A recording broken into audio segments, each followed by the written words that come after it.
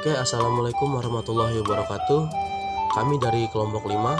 Di sini kami akan memenuhi tugas auditing 1, yaitu mengidentifikasi kasus Enron Corporation dan juga WorldCom Corporation. Tanpa berlama-lama lagi, langsung saja kita masuk ke pembahasan materinya. Baiklah, materi yang selanjutnya tentang kode etik auditor. Prinsip-prinsip kode etik auditor. Yang pertama, integritas. Integritas auditor internal membentuk keyakinan dan oleh karenanya menjadi dasar kepercayaan terhadap pertimbangan audit internal. Yang kedua, objektivitas. Auditor internal menunjukkan objektivitas profesional pada level tertinggi dalam memperoleh, mengevaluasi, dan mengkomunikasikan informasi tentang aktivitas atau proses yang diuji. Auditor internal melakukan penilaian yang seimbang atas segala hal yang relevan dan tidak terpengaruh secara tidak semestinya oleh kepentingan pribadi atau pihak lain dalam memberikan pertimbangan. Yang ketiga, kerahasiaan. Auditor internal menghormati nilai dan kepemilikan informasi yang diterimanya dan tidak mengungkapkan informasi tersebut tanpa kewenangan yang sah kecuali diharuskan oleh hukum atau profesi. Yang keempat, kompetensi. Auditor internal menerapkan pengetahuan, kecakapan, dan pengalaman yang diperlukan dalam memberikan jasa audit internal. Selanjutnya, aturan perilaku. Aturan perilaku integritas auditor internal. Yang pertama, harus melaksanakan pekerjaannya secara jujur, hati-hati, dan bertanggung jawab. Yang kedua, harus mematuhi hukum dan membuat pengungkapan sebagaimana diharuskan oleh hukum atau profesi. Yang ketiga, tidak boleh secara sadar terlibat dalam kegiatan yang ilegal atau melakukan kegiatan yang dapat mendiskreditkan profesi audit internal atau organisasi.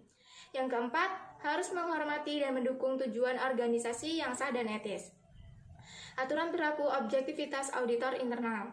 Yang pertama, tidak boleh berpartisipasi dalam kegiatan atau hubungan apapun yang dapat atau patut diduga dapat menghalangi penilaian audit internal yang adil.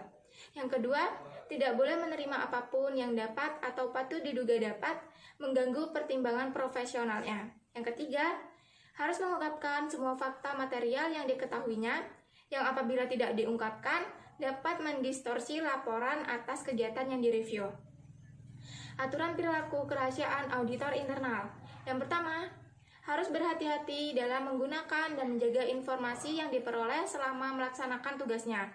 Yang kedua, tidak boleh menggunakan informasi untuk memperoleh keuntungan pribadi atau dalam cara apapun yang bertentangan dengan hukum atau merugikan tujuan organisasi yang sah dan etis. Kemudian aturan perilaku kompetensi auditor internal. Yang pertama, hanya terlibat dalam pemberian jasa yang memerlukan pengetahuan, kecakapan, dan pengalaman yang dimilikinya. Yang kedua, harus memberikan jasa audit internal sesuai dengan standar internasional praktik profesional audit internal. Yang ketiga, harus senantiasa meningkatkan keahlian, keefektifan, dan kualitas jasanya secara berkelanjutan. Selanjutnya, profil Enron Corporation. Enron Corporation didirikan pada tahun 1985. Enron Corporation adalah sebuah perusahaan energi Amerika yang berbasis di Houston, Texas, Amerika Serikat. Enron merupakan penjual gas alam terbesar pada tahun 1992 di Amerika Utara. Kontrak penjualan gas Enron menghasilkan laba sebelum pajak sebesar 122 juta US dollar dan merupakan penyumbang kedua terbesar dalam laba perusahaan. Dalam upaya untuk memperluas pertumbuhan bisnis perusahaan, Enron menerapkan strategi bisnis diversifikasi. Perusahaan tersebut memiliki dan mengoperasikan berbagai aset meliputi gas pipeline, electricity plant, pulp dan paper plant, water plant, dan broadband service. Perkembangan pesat Enron telah menyebabkan harga saham perusahaan tersebut mengalami kenaikan sebesar 311% dari awal tahun 1990 sampai akhir tahun 1998. Pada tahun 1999, harga saham mengalami kenaikan sebesar 56%. Dan pada tahun 2000 sebesar 87%. Harga saham per lembar perusahaan adalah sebesar 83,13 US dollar. Sekian. Yang selanjutnya yaitu ada kasus pelanggaran kode etik Enron Corporation. Jadi kasus Enron ini tuh mulai terungkap pada Desember 2001 dan terus berguling sampai 2002. Dan hal ini tuh berdampak terhadap pasar keuangan secara global.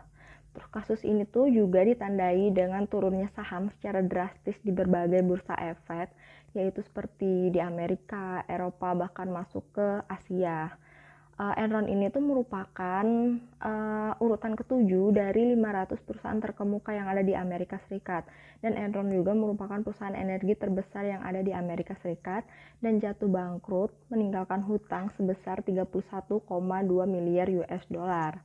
Dalam kasus ini tuh terjadinya moral hazard, yaitu seperti memanipulasi laporan keuangan dengan mencatat keuntungan itu sebesar 600 juta US dollar, padahal perusahaan ini tuh lagi mengalami bangkrut atau mengalami kerugian.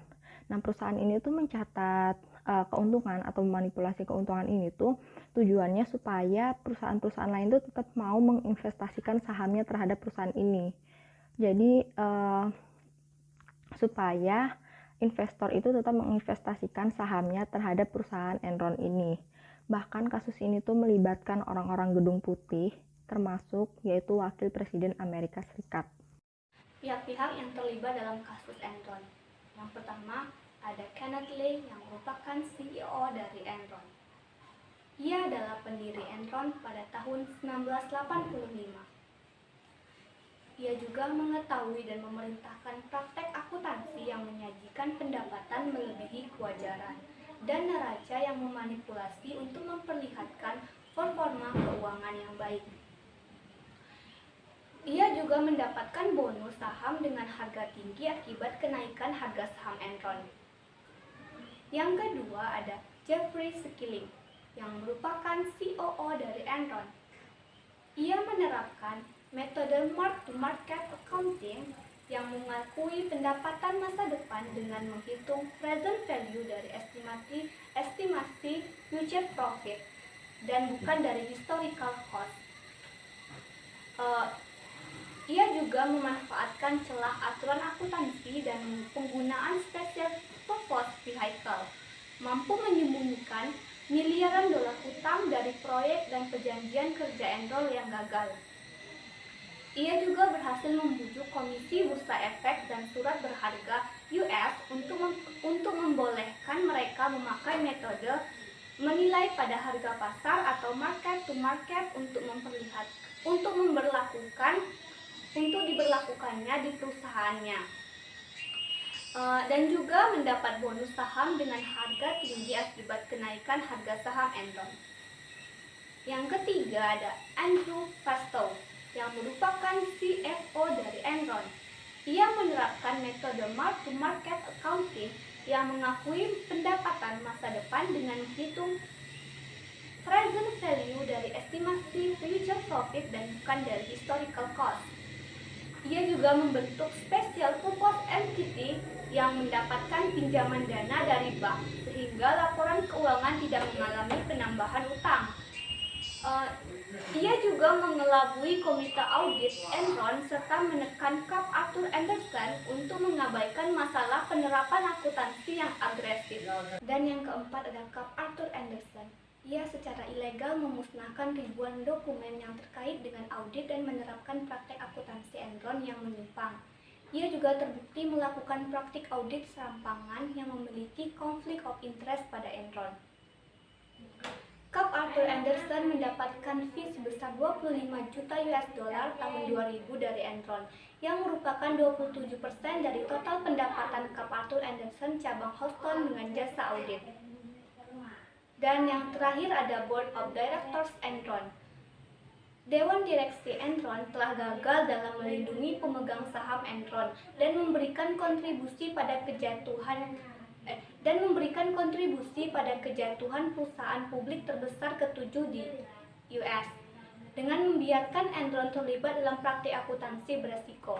Padahal Dewan Direksi mengetahui hal ini tetapi lebih memilih untuk menutup mata dan merugikan pemegang saham, karyawan, dan bagian lain yang menyangkut di dalam perusahaan Enron. Materi selanjutnya yaitu profil WorkCom Corporation. WorldCom adalah sebuah perusahaan penyedia layanan telepon jarak jauh.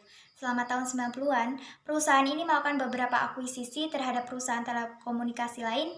Akuisisi yang besar terjadi pada tahun 1998 pada saat WorldCom mengambil alih perusahaan MCI, yaitu perusahaan kedua terbesar di Amerika Serikat yang bergerak pada bidang telekomunikasi jarak jauh, yang mengukuhkan posisi WorldCom menjadi operator nomor 1 dalam infrastruktur internet. WorldCom adalah salah satu pionir di balik booming telekomunikasi di Amerika Serikat, yang menjadi besar karena mengakuisisi banyak perusahaan kecil-kecil. Akuisisi itu membuat WorldCom yang hanya berskala kecil melejit menjadi perusahaan besar berskala dunia. Pelanggaran kode etik WorldCom Corporation. Dalam laporannya, WorldCom ditemukan bahwa perusahaan mengklasifikasikan lebih dari 3,8 miliar dolar untuk beban operasional bukan sebagai pengeluaran modal dengan memindahkan akun beban kepada akun modal. WorldCom mampu menaikkan pendapatan atau laba WorldCom juga menggunakan akun cadangan secara tidak benar. Perusahaan membuat akun ini untuk mengantisipasi kejadian-kejadian luar biasa yang tidak dapat diprediksi. Sebagai utang pajak tahun depan, seharusnya akun ini tak boleh dimanipulasi untuk memperoleh pendapatan. Penyajian beban jaringan sebagai pengeluaran modal ditemukan oleh internal auditor Cynthia Cooper. Berdasarkan dokumen-dokumen internal dan email WorldCom mengindikasikan bahwa sebenarnya pihak eksekutif sudah mengetahui salah saji tersebut sejak awal. Satu pertanyaan kepada internal auditor WorldCom adalah kenapa butuh 1 tahun untuk mengungkap salah saji ini. Padahal mengingat nilai kapitalisasi yang begitu besar dan pengaruhnya terhadap nilai pendapatan bersih dan total aktiva, seharusnya bisa diungkap lebih cepat. Pertanyaan yang lebih berat dilayangkan kepada KAP Arthur Andersen. Beberapa pengamat mengatakan bahwa Arthur Andersen tahu mengenai salah saji yang dilakukan pihak WorldCom karena seharusnya Arthur Andersen bertugas untuk mengaudit kesalahan semacam itu. Apalagi kesalahan ini sangat material. Beberapa pengamat juga mengatakan bahwa Arthur Andersen seharusnya lebih peka terhadap kondisi keuangan WorldCom. Kasus WorldCom terjadi di tengah kemarahan disebabkan antara lain kebangkrutan Enron tanggal 2 Desember 2001, depresiasi dari pasar saham, permintaan oleh para pemimpin bisnis dan Presiden Bush untuk pemulihan kredibilitas dan kepercayaan tata kelola perusahaan. Pelaporan dan pasar keuangan dan pengenalan responsif dari pedoman keuangan. Jadi pihak-pihak yang terlibat dalam kasus WorldCom Corporation ini, yang pertama ada Bernard Ebbers. Pada saat nilai saham WorldCom turun dan Bernie menghadapi margin call pada beberapa pembelinya, ia menghadapi dilema yang sulit karena aset pribadinya tidak cukup untuk memenuhi margin call tersebut. Sehingga untuk memenuhi margin call tersebut, ia mengajukan pinjaman kepada perusahaan. Pinjaman Ebbers ini sangat mencengangkan karena merupakan pinjaman yang terbesar dalam sejarah yang pernah dipinjamkan oleh perusahaan terbuka kepada pejabatnya. Yang kedua ada Cynthia Chopper. Dia ini seorang auditor internal ya. Cynthia Chopper ini adalah seorang penduduk asli Clinton, Mississippi, di mana ia di kantor pusat WorldCom berada. Cynthia Chopper pada saat itu menjabat sebagai Vice President dalam divisi internal audit WorldCom. Chopper bersama beberapa rekannya membentuk sebuah tim kecil untuk melakukan investigasi. Mereka harus mengaudit keuangan pada malam hari secara sembunyi-sembunyi supaya tidak diketahui atasan untuk mencari kebenaran. Ternyata perjuangan mereka ini tidak sia-sia. Pada bulan Mei mereka berhasil menemukan sebuah penyimpangan pada laporan keuangan tersebut.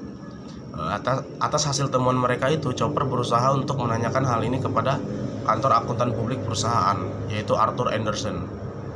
Tapi mereka menolaknya, maka Miss Chopper ini memutuskan menghubungi kepala komite audit mengenai pertemuan tersebut. Tindakan ini menempatkan Chopper dalam konflik langsung dengan bosnya, Sullivan, yang akhirnya mengalah.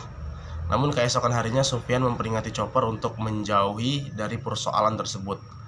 Tetapi karena keteguhan hatinya dan didorong oleh fakta bahwa reputasi Andersen telah ternoda oleh kasus Enron dan bahwa SEC sedang menginvestigasi WorldCom, Chopper memutuskan untuk melanjutkan penyelidikannya. Dan pada tanggal 20 Juni diselenggarakan rapat komite audit Dewan Direksi untuk mendengarkan Chopper dan Sulfian. Pada pertemuan itu sang CFO berusaha menjelaskan strategi akuntansi yang dilakukan dan berusaha mendapatkan dukungan dari para dewan, namun gagal. Pada tanggal 24 Juni, komite audit meminta Sulfian dan Meyers untuk mengundurkan diri sebelum rapat Dewan Direksi hari berikutnya yang tidak ingin diberhentikan. Karena keberanian untuk membongkar kasus ini, maka pada tanggal 21 Desember 2002, Cynthia Chopper dinobatkan menjadi salah satu dari 3 Person of the Year oleh majalah Time. Lalu yang ketiga ada Scott D. Sulfian atau CFO-nya. Scott D. Sulfian ini adalah Chief Financial Officer di WorldCom.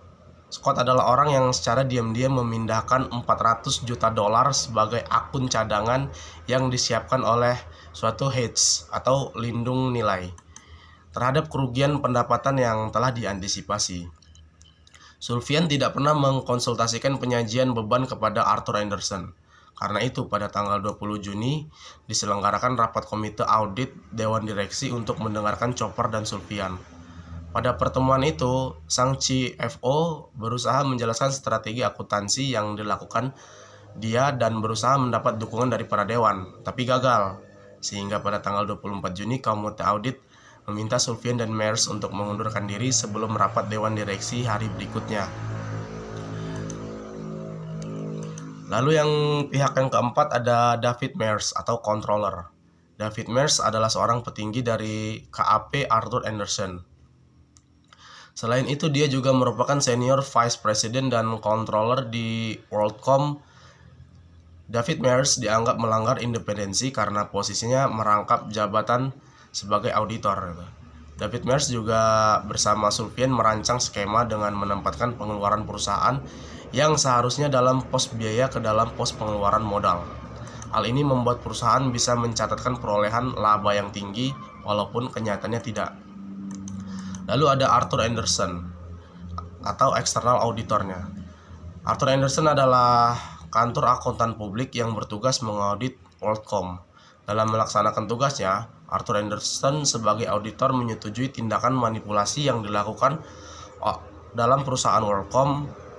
Karena itu Arthur Andersen dianggap tidak memiliki integritas dalam praktik audit sehingga kecurangan yang dilakukan tidak diungkapkan dalam opini auditor.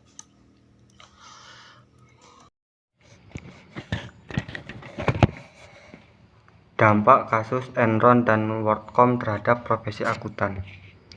Dampak dari terbongkarnya kasus Enron menyeret akuntan publik Arthur Andersen karena memanipulasi labanya pada tahun 2002. Perusahaan ini secara sukarela menyerahkan izin prakteknya sebagai kantor akuntan publik setelah dinyatakan bersalah dan terlibat dalam skandal Enron dan menyebabkan 85.000 orang kehilangan pekerjaan, yang dilakukan dengan menonaktifkan 7.000 pegawai, menjual prakteknya di Amerika Serikat, kehilangan ratusan klien, dan merumahkan ribuan pegawai di seluruh dunia.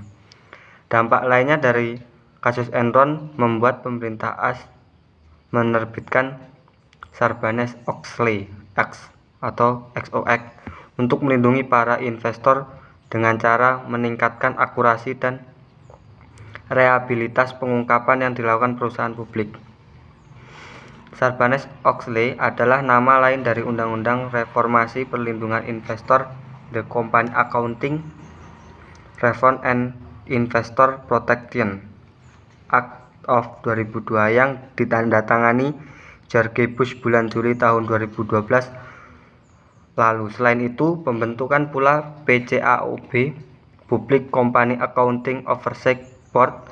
Tugas dari PCAOB adalah mendaftarkan KAP yang mengaudit perusahaan publik, menetapkan atau menghadapi standar audit, pengendalian mutu, etika, independensi, dan standar lain yang berkaitan dengan audit perusahaan publik, menyelidiki KAP dan karyawan, melakukan disciplinary hearings, dan mengenakan sanksi jika perlu, melaksanakan kewajiban lain yang diperlukan untuk meningkatkan standar profesional di KAP, meningkatkan ketaatan terhadap SOX, peraturan-peraturan PCAOB, standar profesi, peraturan pasar modal yang berkaitan dengan audit perusahaan publik. Dampak dari kasus WorldCom. Akibat skandal akuntansi yang terjadi pada kasus WorldCom, harga sahamnya turun drastis dari $6.060 Amerika Serikat per lembar saham tahun 1999 menjadi hanya sekitar 83 sen akhir Juni 2002. Dan sekarang hanya sekitar 10 sen. Setelah terjadi kasus WorldCom, banyak masyarakat kecewa karena skandal-skandal perusahaan tersebut telah menipu masyarakat, apalagi kejadian tersebut terjadi di negara yang selama ini dianggap sebagai barometer berbagai aturan dan standar mengenai bursa saham. Kasus pelanggaran kode etik WorldCom Corporation. Dalam laporannya, WorldCom ditemukan bahwa perusahaan mengklasifikasikan lebih dari $3,8 miliar untuk beban operasional dibukukan sebagai pengeluaran modal.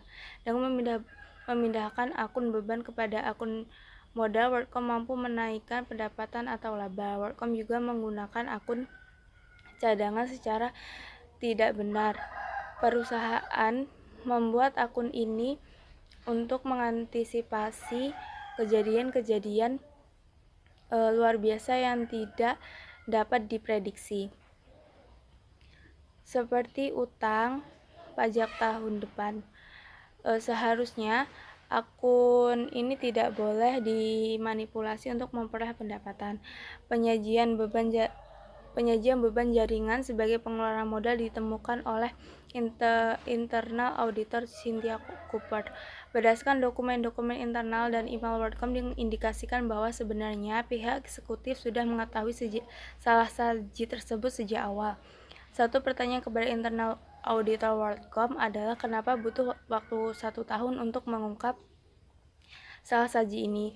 Padahal mengingat nilai kapitalisasi yang besar dan pengaruhnya terhadap nilai pendapatan bersih dan total aktiva, seharusnya bisa diungkap lebih cepat. Pertanyaan yang lebih berat dilayangkan kepada KAP Arthur Andersen. Beberapa pengamat menyatakan bahwa Arthur Andersen tahu mengenai salah saji yang dilakukan pihak WorldCom, karena seharusnya Arthur Andersen bertugas untuk mengedit kesalahan semacam ini. Apalagi kesalahan ini sangat material. Beberapa pengamat juga mengatakan bahwa Arthur Andersen seharusnya lebih peka terhadap kondisi keuangan WorldCom. Kasus WorldCom terjadi di tengah kemarahan disebabkan antara lain kebangkrutan Enron tanggal 2 Desember 2001, depresiasi dari pasar saham, permintaan oleh para pemimpin bisnis dan Presiden Bush untuk pemulihan kredibilitas dan kepercayaan terhadap tata kelola perusahaan.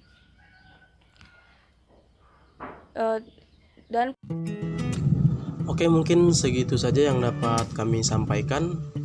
Kurang lebihnya kami mohon maaf. Kepada Allah kami mohon ampun. Apabila terdapat kesalahan, mohon dimaklumi karena kami juga masih dalam tahap pembelajaran.